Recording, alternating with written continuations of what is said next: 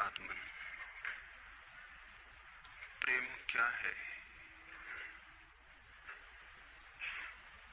जीना और जानना तो आसान है, लेकिन कहना बहुत कठिन है। जैसे कोई मछली से पूछे कि सागर क्या है, तो मछली कह सकती है यह है सागर, ये रहा, चारों तरफ वही है। लेकिन कोई पूछे कि कहो क्या है, बताओ मत, तो बहुत कठिन हो जाएगा मछली को। आदमी के जीवन में भी जो श्रेष्ठ है, सुंदर है और सत्य है, उसे जिया जा सकता, जाना जा सकता, हुआ जा सकता, लेकिन कहना बहुत मुश्किल है।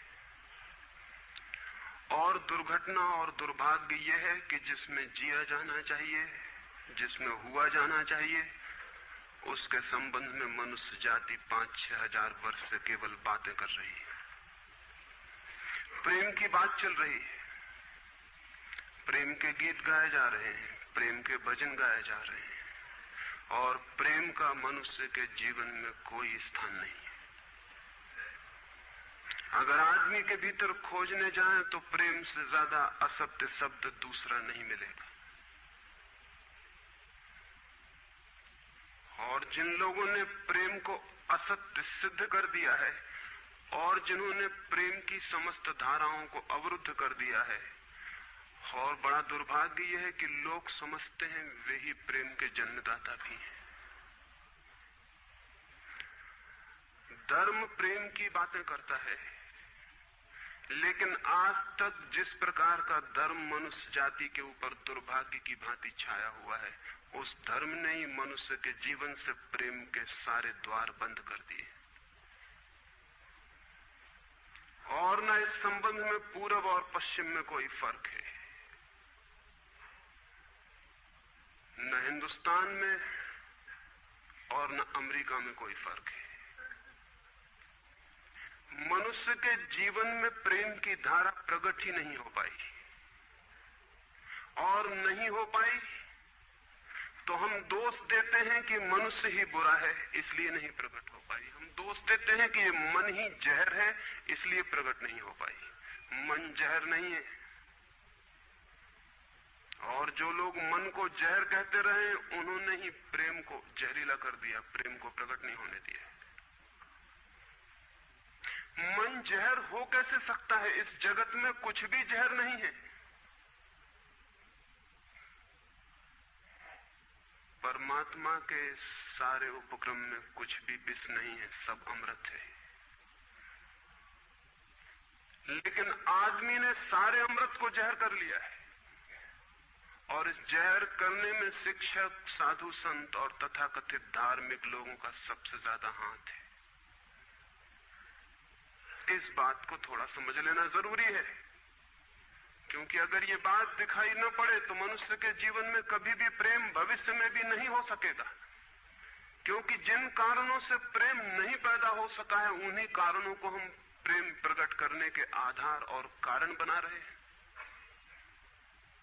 हालतें ऐसी हैं कि गलत सिद्धांतों को अगर हजारों वर्ष तक दोहराया जाए तो फिर हम ये भूल ही जाते हैं कि सिद्धांत गलत हैं, और दिखाई पड़ने लगता है कि आदमी गलत है, क्योंकि उन सिद्धांतों को पूरा नहीं कर पा रहा है। मैंने सुना है एक सम्राट के महल के नीचे से एक पंखा बेचने वाला गुजरता था और जोर से चिल्ला रहा था कि अनूठे और अद्भुत पंखे मैंने निर्मित किए हैं। ऐसे पंखे कभी भी नहीं बनाए गए, ये पंखे कभी देखे भी नहीं गए हैं। सम्राट ने खिड़की से झांक के देखा कि कौन है जो अनूठे पंखे ले आया। सम्राट के पास सब तरह के पंखे थे, दुनिया के कोने कोने में जो मिल सकते थे। और नीचे देखा, गलियारे में खड़ा हुआ एक आदमी, साधारण 2-2 पैसे के पंखे होंगे, और चिल्ला रहा है कि अनूठे, अद्वितीय। उस आदमी को ऊपर बुलाया और पूछा कि इन पंखों में क्या खूबी है, दाम क्या है इन पंखों के। उस पंखे वाले ने कहा कि महाराज, दाम ज्यादा नहीं है, पंखे को देखते हुए दाम बहुत कम है, सिर्फ 100 रुपए का पंखा है। सम्राट ने कहा 100 रुपए? ये 2 पैसे का पंखा जो बाजार में जगह जगह मिलता है, 100 रुपए दाम, क्या है इसकी खूबी? उस आदमी ने कहा खूबी ये पंखा 100 वर्ष चलता है, 100 वर्ष के लिए गारंटी है, 100 वर्ष से कम में खराब नहीं होता है। सम्राट ने कहा इसको देख के तो ऐसा लगता है कि सप्ताह भी चल जाए, पूरा तो मुश्किल है। धोखा देने की कोशिश कर रहे हो, सरासर बेईमानी, और वो भी सम्राट के सामने।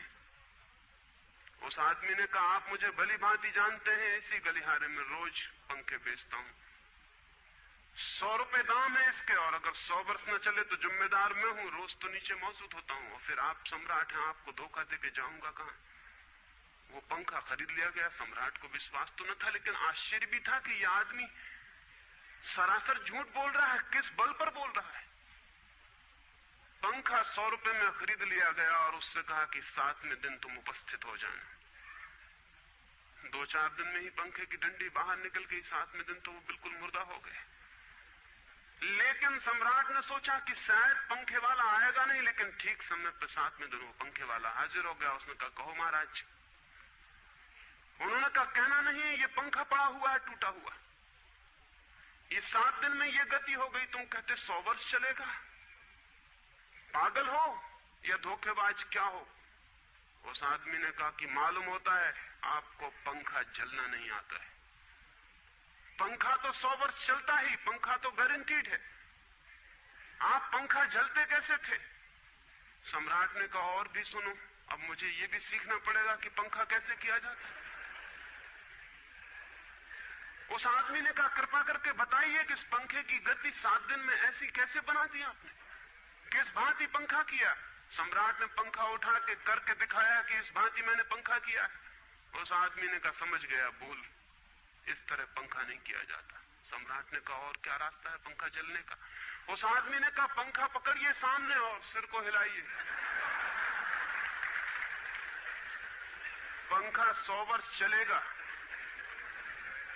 आप समाप्त हो जाएंगे लेकिन पंखा बचेगा। पंखा गलत नहीं है, आपके जलने का ढंग गलत है। यह आदमी पैदा हुआ है 5-6 हजार या 10,000 वर्ष की संस्कृति का, यह आदमी फल है, लेकिन संस्कृति गलत नहीं है, यह आदमी गलत है। आदमी मरता जा रहा है रोज, और संस्कृति की दुहाई चलती चली जाती है कि महान संस्कृति, महान धर्म, महान सब कुछ, और उसका ये फल है। आदमी उसी संस्कृति से गुजरा है और ये परिणाम है उसका। लेकिन नहीं, आदमी गलत है और आदमी को बदलना चाहिए अपने को। और कोई कहने की हिम्मत नहीं उठाता कि कहीं ऐसा तो नहीं है कि 10,000 वर्षों में जो संस्कृति और धर्म आदमी को प्रेम से नहीं भर पाए, वो संस्कृति और धर्म गलत हो।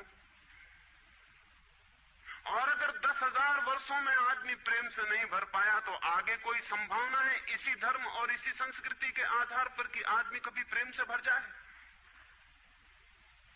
10,000 वर्षों में जो नहीं हो पाया, वो आगे भी 10,000 वर्षों में होने वाला नहीं है, क्योंकि आदमी यही है, कल भी यही होगा।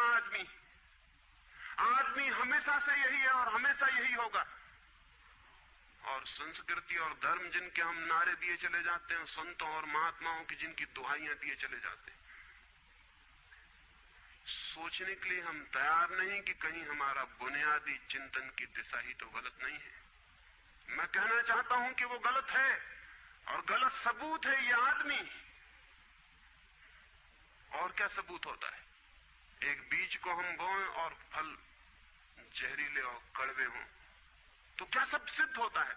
सिद्ध होता है कि वो बीज जहरीला और कड़वा रहा होगा। हालांकि बीज में पता लगाना मुश्किल है कि उससे जो फल पैदा होंगे वो कड़वे पैदा होंगे। बीज में कुछ खोजबीन नहीं की जा सकती। बीज को तोड़ो फोड़ो, कोई पता नहीं चल सकता कि इससे जो फल पैदा होंगे वो कड़वे होंगे। बीज को वो 100 वर्ष लग जाएंगे, वृक्ष होगा, बड़ा होगा, आकाश में फैलेगा, तब फल आएंगे और तब पता चलेगा कि वे कड़वे। 10,000 वर्ष में संस्कृति और धर्म के जो बीज बोए गए हैं, ये आदमी उसका फल है और ये कड़वा है और घृणा से भरा हुआ है।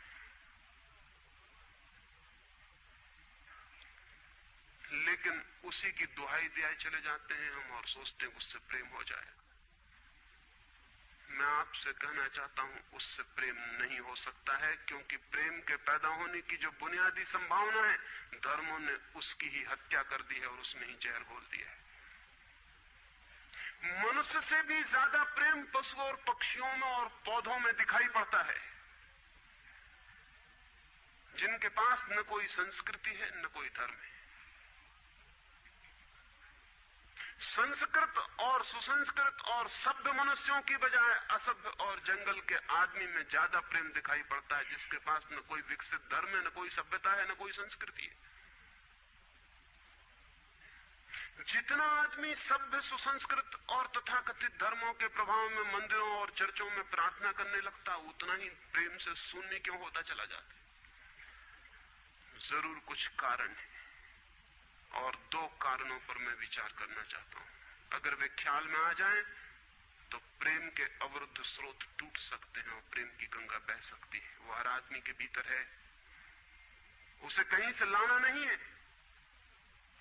प्रेम कोई ऐसी बात नहीं है कि कहीं खोजने जाना है उसे, वो है, वो प्राणों की प्यास है हर एक के भीतर, वो प्राणों की सुगंध है प्रत्येक के भीतर, लेकिन चारों तरफ से परकोटा है उसके और वो प्रकट नहीं हो पाती। सब तरफ